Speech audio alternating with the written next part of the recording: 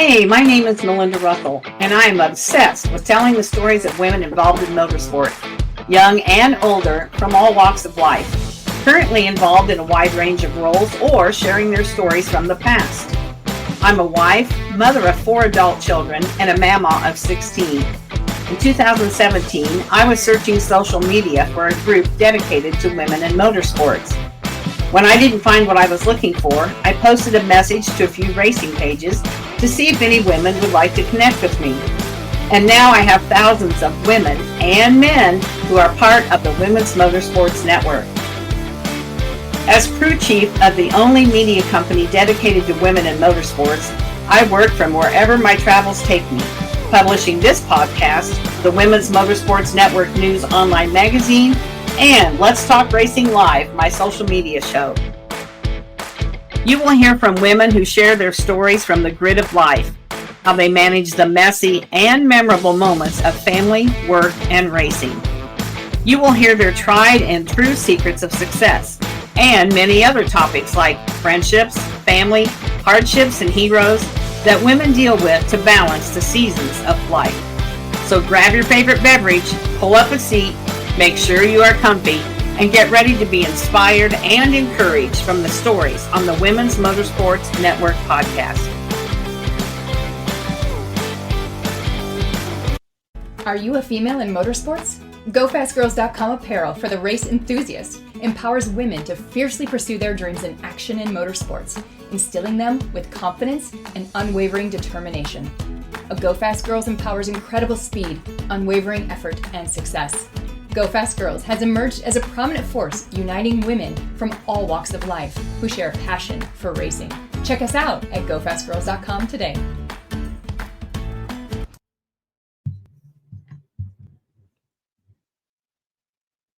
Hello, everyone. This is Melinda Russell with the Women's Motorsports Network. And Taylor Kitchen is my guest today. Welcome, Taylor, to the show. I'm excited for you to be here. We had a little bit of technical difficulty on my end, but now everything's going great. And I know this is going to be a wonderful podcast. And so I'm excited to get started. Taylor, let's start with a little bit about yourself. Just tell me a little bit about who is Taylor Kitchen. Oh, Taylor Kitchen is so many things. I think that's what makes me kind of interesting is, I didn't start off in motorsports. I started off, doing dance, doing soccer, in theater. I'm a triplet. So a lot of my life was spent growing up with 2 of my best friends in the world, my brother and my sister, and small town kid, college kid, go Falcons, BGSU. But I think just to say who I am is such a complicated question because we're all made up of so many wonderful things. So that's exciting. You're a triplet. Yes. And then do you have other siblings, or is it the 3 of you your mom said that's enough? Oh yeah, we were enough. That was enough. But we were good kids. So, I think we made it the easiest on my parents as triplets could possibly make it on their parents. Yeah. And your brother then, he was outnumbered, 2 girls to 1. Yeah, he was the middle one of all of us, but yeah, outnumbered. But yeah, that's okay. Okay. And were you all born on the same day? Because sometimes at midnight you can have different birthdays. Yeah. But... No, we were all born on the same day. I was the oldest. My brother, his name is Jared. He was the middle. My sister Lauren was the youngest, and we were all separated by a minute. But we still carry those roles of like the youngest, middle, and old. Youngest, middle, and oldest child. We have those roles still, even though we're like a minute apart. That's funny. Yeah, that is funny. I wouldn't have even thought about that. And how about pets? Do you have any pets? Yes, I have a lovely doodle dog named Daisy. She's a Labradoodle. She's 15 years old, and she still has her pup. Yeah, she's still puppyish though. Like she'll still like run and play. She sleeps a lot more now than typical, but love her. We have an older dog. He's basically a mutt, but he's a Springer Spaniel, Dalmatian, and Boxer. Dalmatian. He's white with some spots, but they only show up when he's wet. Oh, okay. But and he's about 15 years old, and he just sleeps too. And then a year ago at Christmas time, we got a Shih Tzu puppy. Oh my goodness. And that's really my dog. His name is Crew, like Pit Crew. And he just wants Oh, to play and do all these things. And our other dog's name is Chopper. And Chopper just looks at him like, just leave me alone. I'm old, and so it's kind of fun to watch him yeah. interact. But they are best friends. Oh, I love Yeah, they that. like sleep snuggled up together. It's so cute. Yeah, for sure. I love that. I'm such a dog person. I love dogs, so I love it. Yeah. Well, my family laughed when I said I wanted one of those dogs because I was never really a dog person. But Okay. after we started going to the RV resort with our RV and everybody had little dogs, and I got the bug. And so he is just the best little dog. He's just I said to my husband, it's the best thing we ever did was get this dog. So Oh gosh, I'm for so happy for sure. you. I love it. Yeah, That's awesome. absolutely. So Taylor, you said you didn't start in motorsports. How did you get involved then? Tell me your story. Yeah, motorsports came to me a little later in my life. I would say I'm 24. It sounds like I'm old. I'm not. But when I was 16, I started watching NASCAR with my grandma. She was a fan as long as I can remember, and she would always have the races on each weekend. And when I was younger, I was like, "This is lame. Like this is just going in Yeah. circles." I didn't understand it.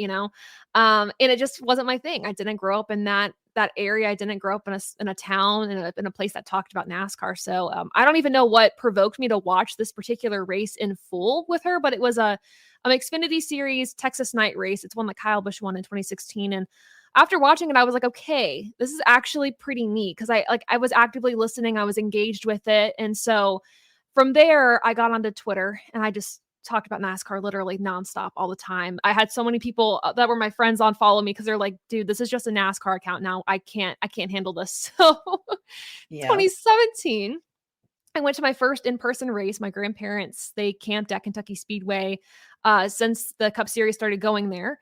And they brought my siblings and I. And at that point, I just fell in love with it. And I knew, but then and there, I wanted to be a bigger part of the industry. I just had no clue how and what. And it wasn't until I went to college that I kind of found where I wanted to be. And that was kind of in the media PR realm of the sport. It took a bit to get there, but that's kind of how I got into motorsports and NASCAR in particular. Well, that's awesome. So the grandmas like me, we're the ones that get our grandkids interested in motorsports. So that's a fun story. And does she have a favorite driver? Her favorite was Dale Earnhardt Jr., and now she can't stand him. She's very upfront about it. Really? Yeah, See, I think he's I a don't great know. announcer. Oh, I do too. And I know some people don't, but I think he brings that needed excitement. Like, I know you have that level of like, you need to stay professional. Like, you can't have the fan side out, like when you're like in the profession. But I think when it comes to announcing, you kind of have to have that fan side in you. Yeah. You have to be so eager and have that enthusiasm. And that's what Dale Jr. brings to the booth. And I think that's part of why my grandma doesn't like him anymore. She feels like he's too like, it's the Dale Jr. show and she doesn't like it. Kind of like Denny Hamlin, it's like the Denny Yeah. show and it's just, but I love Dale Jr. So, I do too. And honestly, when he was a driver, I didn't dislike him, but he wasn't necessarily my favorite. mhm. I liked NASCAR, but he's my favorite announcer. And now that Kevin Harvick started announcing, he's very good. He's So I think the awesome. drivers, those drivers, the more relevant, more up to date that drivers are really good announcers. So I've enjoyed Mhm. both of them for sure. So Absolutely. hopefully he'll be back at NBC because I heard he doesn't have a contract yet. So Oh, that makes me so nervous. I hope so too. It would be a real shame if they decided not to re-up it. Because I'm sure, I mean, I don't know what he wants to do, but if he wants to leave, fine. But if he wants to stay, get that man a I think he contract. wants to stay because if you Yeah. listen to his podcast, I think he wants to stay, but I'm sure Mhm. it's not cheap to have him either, but he Right. brings a lot of credibility to NBC, I think, for Yes. that. So anyway, we kind of went down the rabbit hole, but anyhow, so you went to college, you decided you wanted to do something with media. So go from there. What happened? What were the steps? Yeah, so I went to college. I actually auditioned to be in my school's musical theater program. That's how it all started. And I literally, in that audition, I walked out to my mom after I did one of my monologues and I was like, this is not what I want to do. I don't want to audition for the rest of my life. This is awful. Like, I've always been a storyteller, whether it's creative writing. I used to actually sing a lot as well. And so I would like write little songs in like a journal or whatever. And I was like, I'm just gonna perform and do that, and like that'll be fine. And so then the college audition happened, didn't want to do that. So then I was like, okay, well, I did film. I ran a film club in high school, and I was like, I'll go into film production. And so got into college, did the film production route for like a semester, and then I was like, well, I actually don't like watching movies. So I'm like, why am I doing film? And then that led me to, okay, what other storytelling paths? What do I like? And I like to just sit down and talk with people about their lives, about their experiences, and learn from them. So after several major changes, I went the journalism route. Broadcast journalism is my major, what my degree is in, and my minor. I was able to create based off of my passions and what I really wanted to do, and my college was really good at forming that. It was sports media, sports issues and media management. There we go. So, through college, I had the opportunity to do rinkside reporting with the CCHA for my college's hockey team. Had the opportunity to do radio broadcasting, which I adore. I love it. I don't think I have a voice for radio, but it was still so much fun, and running the board. And I really was able to make the most out of my college experience, especially in an area where NASCAR just isn't there. Toledo Speedway was, an hour or so away, but with me who had like no car my first few semesters of college, like I couldn't really go anywhere. So, but from there, I just kind of did my own thing, and I was encouraged to do my own thing with my show Above the Yellow Line. And everyone was super supportive. And I came out of college with, a few like part-time jobs that are kind of full-time within hours. And I just kind of took the leap of faith, and here we are. Yeah. So tell the audience, what do you do now? What are you up to? Yeah, right now, so back in 2021, I know I'm all over the place time-wise, but I started my show Above the Yellow Line, which originally was Motorsports Media Your Way, a show by a fan for fans. And it was just me wanting to create something with a different voice every time I looked on YouTube. And this is not a diss to like the male content creators out there at all, because y'all make some great stuff too, but there weren't a lot of female voices in the content space for NASCAR. There weren't a lot of younger fans. I was newer at that point, and I just wanted to be different. I wanted to create my own community. I was trying to get my life back together after being really sick for like a year and a half, and I left college, and I was like, I need something to form community. So Above the Yellow Line became that for me. And since then we've expanded. We do live streams, recaps, and everything in between. So I have the content side. I work with TobyChristie.com to bring them content as well. And I do track reporting, which is awesome. Beyond that, though, if that already isn't enough, I also do things behind the scenes. I'm currently working with 2 driver development companies. I work with about 6 drivers, helping them with their marketing, PR, communications, and social media strategies. So kind of all encompassing, and each role kind of helps each other. I think I gained a lot of insight from like the PR and those roles to help me kind of in my reporting and understanding the industry better, and vice versa. So an all inclusive, encompassing, I should say, kind of media background in the sport. Yeah. So I ran across, I think it was either LinkedIn or Facebook. I'm not sure where I saw you first, but I love the title Above the Thank Yellow you. Line, because it, some people, if they don't know anything about motorsports, maybe wouldn't get that. But Mhm. anybody that follows motorsports would know has something to do with motorsports. And so I started, following you and what you were doing. And so you're right. There's not very many women, especially like that do podcasts about motorsports. There's Mhm. you, there's me, and there's maybe a couple others somewhere along the line. But it's mostly guys who maybe have a woman on periodically. I mean, we have a lot of women who are pit reporters Mhm. or broadcasters, on Fox or for NBC or whatever. But I was interested in following you because I felt like we kind of had the like-minded thoughts about what we needed to do. And so I've enjoyed following you. What's your favorite part about what you do? For me, quite honestly, it is that interaction with the community. I love storytelling, and that's obviously a big part of it. If you're not in this for the storytelling and really wanting to help promote and better the sport through that, like this probably isn't the route for you. You're not in content, maybe you're in content creation for fame, sure. I'm in it because I love sharing stories. And I love the community and the collaborative aspect of content and journalism. And so I don't know. It's just it's such a weird space to be in content wise now within just how the sport is and everything's evolving. But it just I'm in it because I like the storytelling, and that's where you kind of have to Mhm. come at it from. Yeah, and that's totally where I came from. I owned a weekly newspaper 20 years ago or more, and when I lived in West Central Illinois, and we covered two little towns. We covered their school and their sports, and just news of these two small towns in Illinois. Um, and I loved it was human interest stories, and that was my Yeah. favorite thing to do, was to write those stories.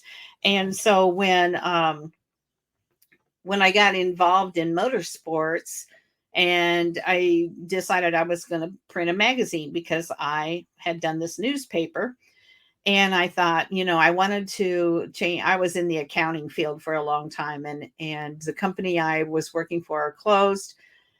And so I was ready to do something different anyway, and started this online magazine. And when I say online, that's the way everybody reads nowadays. Okay. Mhm. So I had several people at some major motorsport publications tell me that I should do an online magazine. If they had it to do over, or were starting when I started in 2017, that online's the way to go, because Mhm. printing costs were going up. People don't take time to sit down and read a magazine that much anymore. Although if you go to Barnes and Noble, there's a ton of them. But Oh yeah. Oh, I love I Barnes and Noble. disagree, because I love magazines and books. But Same.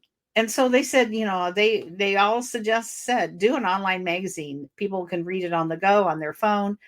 And so that's what I did. So in 2017, that's what I started, was the Women's Motorsports Network News. And then some friends of mine did a show, and they didn't call it a podcast, but they did a radio show, and it aired on Facebook. And they asked me to interview a woman on their show. And so I did that. And it was a very popular segment. So then they were like, you should really have your own show. And that's how this podcast Oh, that's started. awesome. Yeah. So, Yeah. and then just recently, it's all about content, right, Taylor? Mhm. And so everywhere you read, if you read like I do, which I'm sure you do too, and learn how to share your content, it's to repurpose it, Yeah. do something in a different way. So recently, then I just started with the January issue of the magazine, and I am recording the stories that I wrote. So I wrote a story, and now I'm recording it, and then I'm sharing that on social media. And so that's another way for the story about that woman to get out to where she can get her story told. And like you said, you love sharing the stories, and that's exactly what I'm doing, because so many women have such great stories, Mhm. like you. I didn't know you were a triplet. I didn't know that you did all these other things, and how you got to where you are now. And so we all have a story, and the women that I interview, they may not be famous. Some of them are more well known than others, but it doesn't matter, because they still Mhm. have a good story. And that's Mhm. what I like about what I do. Sounds like it's the same for you. Yeah, for me, it's always fun to find the stories. And this is something too, like from the PR side, you're always trying to figure out with your drivers, what's their story? How do I promote them? What makes them unique? What makes them interesting? Or because a lot of times when you're trying to pitch a driver, especially, you have to look outside of like, all right, they just had a race win. That's great. A news outlet can talk to them. But let's say maybe they have a lull in their season. They're getting decent stats, but it's like, okay, how else do I promote them? What's your story? What do you find that you're passionate about outside the car? And I love to look for those bits and pieces. Mhm. I don't know. It's always fun to figure out what drives a person.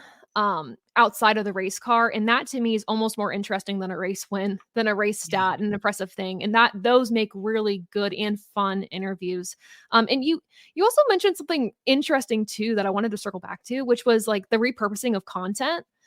Um, because that right now it's such an evolving game. Like every single day, the content that you need to produce is different. Mhm. You might have a whole formula one week that works out for you. You get the good views, like to be able to, pay the bills, etc. And then the next week, the same formula doesn't work. And you're like, Right. okay. And you have to just like constantly evolve it. And it can get exhausting. But Yeah. and then too, like for different platforms, like something I make for TikTok, I need to re-edit for Instagram and it like takes twice as long. So like Yeah. I totally get that too, but everything's so digital now. And but the storytelling aspect on digital platforms, like the recording of the stories, is something big, and then turning those into the podcast and everything like that. So yeah, digital's the way to go, and storytelling digital wise right now is big. Well, and just I think that people want to know who they are.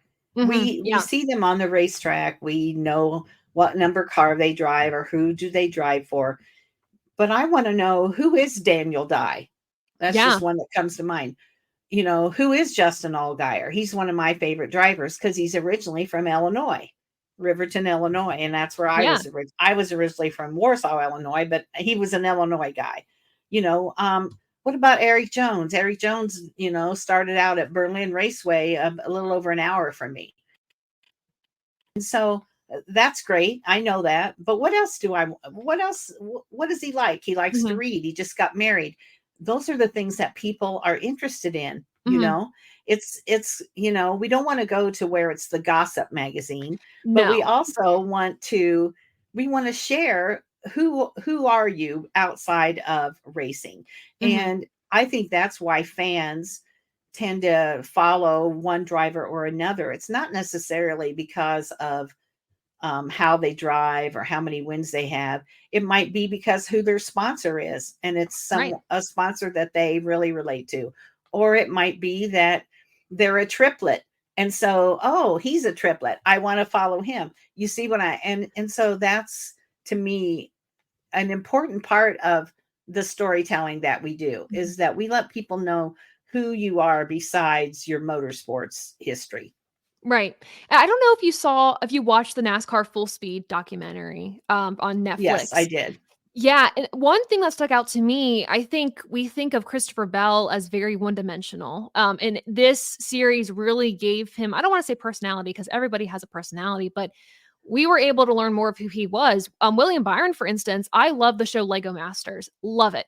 And he was on an episode of that show, 2 seasons ago, and I was like, why William Byron? I get it's because like there's like a Fox connection, but I had no clue until I watched the docu-series that he's really big into Lego. Uh-huh. So I was like, okay, like another reason to like William Byron if I didn't Right. already. It's like just down to earth, loves to build Lego. I love building Lego, like on the Yeah. side. Like that's one of my chill activities I love to do with my boyfriend. And so I was like, we can connect. So you're absolutely Right. right. We want to know who these people are.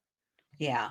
Yeah. And, I've heard lots of comments about that show. I thought it was very well done. Yes. Mhm. I was never a Denny Hamlin fan. I wouldn't say that I disliked him, Mhm. because I don't really dislike any of the drivers, but he wasn't my top driver. Mhm. But honestly, the more I've listened to his podcast, the Mhm. more, and then after watching that show, um, he's he's become more real to me. And Yeah. the fact that he is what he is on the racetrack, I'm okay with that. Mhm. If they, and like you said, William Byron, Christopher Bell, they don't have really those outgoing personalities like Kyle Busch. And Right. that's my favorite. That was has always been my favorite driver. So they don't have those outgoing, personalities that maybe rub people the wrong way or create energy at the racetrack. Even if it's negative energy, Mhm. it still is energy. But Danny's like, hey, this is who I am. I'm a dad. And from what I see, he's a pretty good dad. Mhm.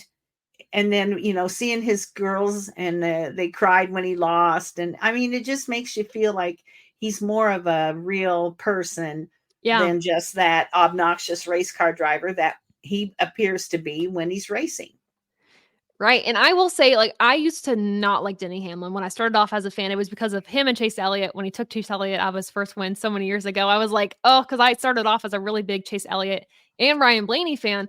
And I was like, all right, we don't like Denny Hamlin now. And over the years, I'm like, okay, like, I understand why I didn't like him because I was mad in the moment. But when I took a step back and I was thinking, okay, who is Denny Hamlin? Like, what is he actually? I understand on the track, he can be a bit of a menace. But, through the years of him, starting that podcast, doing the NASCAR Netflix docuseries, just following him on social media, really learning to appreciate his skill, he's now one of my favorites, especially too when it comes to interviews. He is so insightful. Him and Kevin Harvick as well, which is why, going back to Kevin Harvick in the booth, why he's so fantastic is the insight that they can provide in the detail is really good. Yeah, I agree. And, so I watched the Formula One series, and I was never a Formula One follower, Same. but following that series made me more interested in the drivers. And then, I was like, gosh, NASCAR needs to get with it. Well, they did finally get with it. And so, I hope they continue it. I hope they do more. People were like, oh, well, they only followed this driver and it was the Denny Hamlin show. Okay, well, like he said in the podcast or in the show, they wanted full access, or they wanted as much access as they could, and he gave them full access. Yeah. And if you weren't willing to open up and do that, which I can see why some people wouldn't want to, then okay, but then don't complain about who's on the show. And hopefully they'll do more of those, and they'll highlight maybe some other drivers. But I really enjoyed it, and I hope they do more of those. Yeah. If you met a little girl at the racetrack and she said, I love motorsports, what would you say to her about getting involved in the field of motorsports? Honestly, I would probably say just, I would obviously ask, like, what are you passionate about? But it's just start. There's so many people that feel like they have to have a game plan, or they have to have the right equipment or the right, like, skill set or anything like that. I mean, when I got my opportunity to work in PR and marketing, I had zero marketing experience prior. And the only first press release I wrote before that moment was in college as an activity. And the reason I got those opportunities, though, is because I show that my work ethic and my hard work and my determination is second to none. And if you just put yourself out there and you make the right connections and you work hard and you're willing to learn, you're going to get to where you want to be. You just have to believe in yourself. And that's the big thing too. I would just say believe in yourself. There's a lot of people out there, especially women in motorsports or women in any field really, that feel in a male dominated field that they can't go anywhere or they can't reach somewhere higher or whatever. Even too, I have a chronic illness that has impacted my life greatly. I feel like, oh my gosh, I have to maneuver my life around this illness sometimes. Can I reach the highest highs of what I wanted to reach? And I know if I put my mind to it and if I forge my own path, I can do it because I've done it. Right. So it really is like, believe in yourself, make those connections and forge your path is what I would say. Yeah, I agree with that 100%.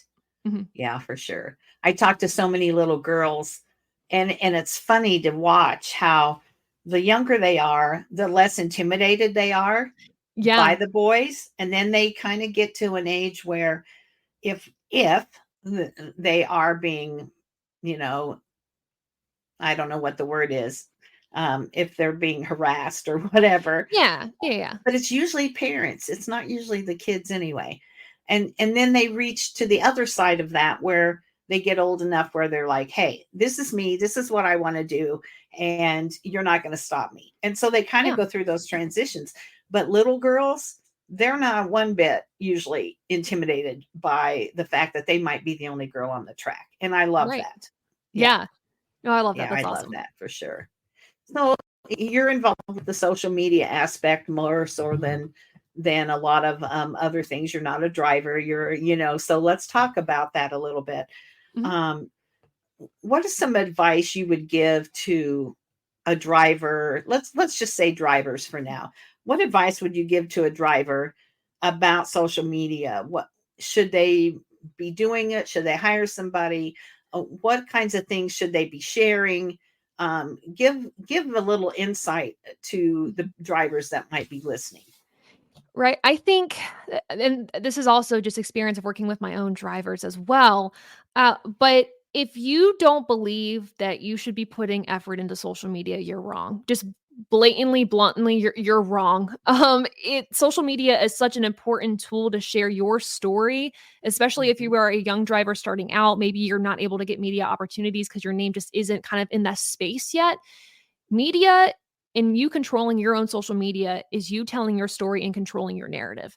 And if a driver has a story they want to share, social media is the way to go. Don't just go onto Facebook, also go onto Instagram, TikTok, Twitter, Snapchat, though I'm not a fan of Snapchat just personally, but any outlet you can, make it work for you. I have seen drivers like Ryan Vargas, for example. He is fantastic with social media. Mhm. He's really good on TikTok. He got a sponsorship from TikTok.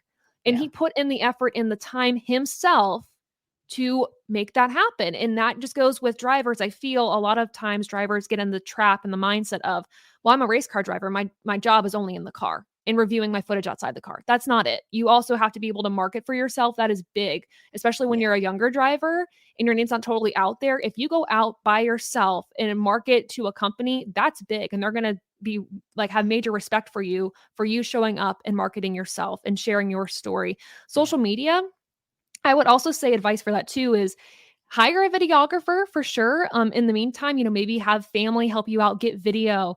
Photography, maybe hire a photographer if you don't have that budget. Again, your phone and good lighting is all you Yeah. need. Right. But at the end of the day, social media does really well, drivers who are out there, when you're the one controlling it. Mhm. Obviously, Denny Hamlin has his own social media manager, but he's also on social media a lot himself, and he's Yes. created his own identity. So same thing goes for these grassroots racers and drivers that are younger, drivers that are maybe in truck, ARCA. Um, if you're the one posting your stories every day, posting updates, posting personal content, again, goes back to sharing your story and sharing more of the personal side of who you are so people can connect to you. Sharing, like, Mhm. I go to the gym once a week. Here's a workout that I do. Or, hey, I just got a new dog. My dog's going to travel with me to the track. Here are our adventures. Like, that's fun, right? Yeah. Yeah. So it really is, be consistent, show your personality through your social media, but do social media. Like, it's not negotiable. You have to do social media to get somewhere now, especially to provide values to your partners. I 100%, 1,000% agree because, and I think the younger you start building your brand and promoting Yes. yourself, the better you are. Yes. So, like I said, I've interviewed a lot of, I call it little girls, 6 years old, 7 years old, 10 years old, and some of them are just amazing at how Yeah. they promote themselves. And those are the names that I remember, and those are the names that other people remember. And find a little bit of a niche in Yeah. your social media. Mhm. It can't be just that you're a driver, because there's thousands of Yeah. women that are drivers. Okay. What else is there about you that sets you apart from everybody else? And Mhm. um there's a young gal I interviewed not too long ago. Her name's Maddie Turley, and she came up. She's Mopar Maddie. So you're Oh, I not love going to that. forget Mopar Maddie, Right. right? For the name. And so come up with something that is relatable and is really part of who you are, but that gives people a reason to remember you. And Mhm. you're not too young to start. Maybe your mom needs to help you when you're 6 years Yeah. old. Probably mom needs to do it when you're 6 years old, but don't say, well, I that's for teenagers, or that's Mhm. for, no, it's not. You need to And start now. I honestly think even too, it's not just, oh, that's for teenagers or whatever. Oh, it's more so the mindset of, oh, that's too much work, or, oh, I don't know how to do that. I don't really wanna, or that takes too much time posting. Like, it never takes too much time to make a post, like 5 minutes top. If you want to make a video, maybe 30 minutes, depending on how like good you want it to be, how much involved you want it to be. If it's a longer video, fine. But the mindset needs to shift between, "Ugh," to, "This is gonna help me." Like, Right. it's that mindset shift that I think a lot of drivers need to do with a lot of the smaller tasks or a lot of the non-driving tasks that are going to help them succeed. Well, and the other thing, I've had when TikTok first came out, I had a woman that said to a driver, "Oh, you don't want to be involved with that." Very negative about TikTok. Mhm. And I spoke up and I said, "Well, I disagree with that. Uh-huh. There is nothing more visual than TikTok. Right. And we have a very visual sport. Yes. If you're following baseball on TikTok, no. Doesn't Mhm. happen fast enough usually. It would have to be little snippets. But a couple laps around a track on TikTok is pretty interesting to watch. Yeah. And and it's not any different than any other social media. You have to be careful. You have Yes. to be smart about what you post and don't post. But I think TikTok is a great media platform for race car drivers. So, Mhm. figure out, the other thing is, and I'm sure you probably tell your drivers this, you can't be on everything and do a good job. Correct. So pick a couple of them that are good, Instagram and TikTok or whatever they might Mhm. be. Pick a couple of them that you kind of enjoy doing. And then, once in a while, maybe, post that to another, post it to Facebook, post it to something else. But you have to make it fun. And that Yeah, way, when you make it fun, then it's not oh, I have to do this. exactly. You have to find the fun aspect of your social media. Yes, because if you don't think that it's fun and you make it a job, it is going to feel like a job, and granted, that is my job. So Right. but you always have to be excited about it, and, it's really fun for me. One of my drivers, his name is Howie, he is always sending me, like, content updates. He's like, "Hey, what if we do this?" And, like, that's always exciting for me because he's super actively involved in his Yes. content. Though I manage it and I help him put content out and I edit it for him and I send ideas, he's like, "Ooh, but I went here today. Why don't we do this?" And that's so exciting for me, and he's made it Yeah. more fun as opposed to a job. So I 100% agree with you. Right. And if you look at ARCA and up from there, or you look at drag, NHRA, whatever race series it might be, um, you know, people are starting at such a young age Mhm. that they need to, like I said, start the brand and get going, but they have to be consistent about it. And I think you mentioned that. Yes. And, they may start when they're 10 years old and they have 100 followers. But if they're sharing good content and they're Mhm. fun about it and they're showing the good and the bad sometimes, or Yeah. funny things that happen, then by the time they're 16 or 20, they've got 10,000 followers. And so, that's kind of what we want. We want people to follow, to watch you, to support you, even if it's just on social media. There's a race car driver that grew up in Cave Creek, Arizona, Taylor Cool. Kuehl is her last name. She moved when she was 18 years old. She moved to Iowa because the racing in Iowa was better for what she did. Moved there by herself. She works as a real estate agent now, and she is a great example of how to grow your social media. Mhm. She had a friend that helped her some, and they just posted all kinds of fun things. And like today, she's driving back to Iowa for the season, and she was posting, oh, Iowa cornfields and cows. And, there's not a lot of cornfields and cows in Cave Creek, Arizona. And so Right. she was sharing, and that's what it takes. Mhm. People feel like they know you, and then they'll follow you. And the more that you post outside of the car, the more people are going to follow you, because there's only a handful of you that are inside the car. Right. No, 100%. Yeah, absolutely. So, Taylor, what have I not asked you about that you want to share? How do people follow you and watch your show and all that? And then anything that we haven't discussed that we should have? Ooh. That's a good. I always love asking that question during interviews. I've never been asked that though, so that's fun. I think for me, a lot of it is we've talked about this already a little bit, but it really is just like just do it. I mean, if you're passionate about something, I don't care if it's motorsports, if it's cooking, if it's becoming a president, whatever it is, just like go after it. There's so many times in my life where I've just kind of been frozen by fear, Mhm. and where I've been frozen by what I feel my limits are. But I stepped into the scary. I kind of stepped into the unknown, and you learn really quickly, or maybe over time, that okay, what I thought my limit was is not my limit. I can push it a little bit more. Something that you think is scary is not actually so bad. You push it. I think Brad Keselowski, and I don't remember the right quote, but it stuck with me. Brad Keselowski once said a quote where he's like, "If your dream isn't scary, it's not big enough." I have that. And I have that on my wall somewhere.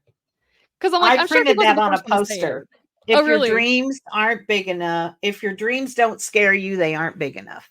Yeah. And like I know Brad's probably not the first one to have ever said it in life ever, but when he said it in an interview, I was like, "Oh, I think this is cool." So I always kind of try to measure myself with that now. I'm like, "Okay, where's the dream? Am I achieving it? Can I go Yeah. bigger or not?" Like, so I mean, it really is just start somewhere, make those connections. But like just don't be scared. You're good. But yeah, so that's like the final closing thing I just wanted to leave off with. But to find me, I'm on all social media platforms. Look up @_Taylor Kitchen_. I believe that's TikTok and Twitter. And then at Above the Yellow Line on literally every other platform. AboveTheYellowLine.com is where you can find all of the social media platforms in one place, all of our content, more about me, contact information there as well if you want to reach out for advice. If you're a driver looking for advice as well, like we're willing to chat. So yeah, just feel free to reach out and find me on social media. Okay. The social media gal is on social media, so figure that. Well, Taylor, I'm glad we were able to get this going today. We did have a little issue at the beginning, so but we pursued. You didn't give up on me. You stuck around, and so I'm Absolutely. glad you did. I'm glad you did. Yeah. I enjoyed learning more about you today and talking with you. So have a good rest of the week. NASCAR's back in full swing. Football's Woohoo. over. That time between the Super Bowl and NASCAR is hard for me. I'm ready for the racing to start, and it won't be long. It'll be starting here in Michigan, I hope. So have a good season. If I can ever do anything to help you in any way, I would be happy to. And it was really fun getting to know you better today. Yes, thank you so much for having me. Thank you.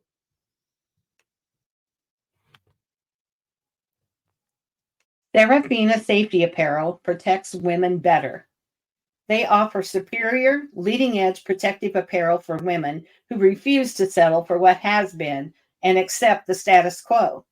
Their goal is to provide the customers with relevant products and the assurance that the total body protection system provides extra time to escape the dangers of on-the-job hazards. Serafina Safety Apparel offers premium, next-generation flame-resistant apparel that is disrupting what has been and revolutionizing what's next for women working in industrial, military, fire service, motorsports, and more. To learn more, give Kelly a call at 1-800-946-0897.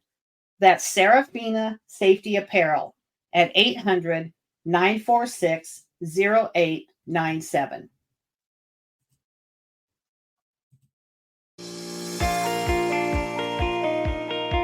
Thank you for listening to the Women's Motorsports Network podcast. Subscribe to my show and follow me on Facebook, Instagram, LinkedIn, and YouTube.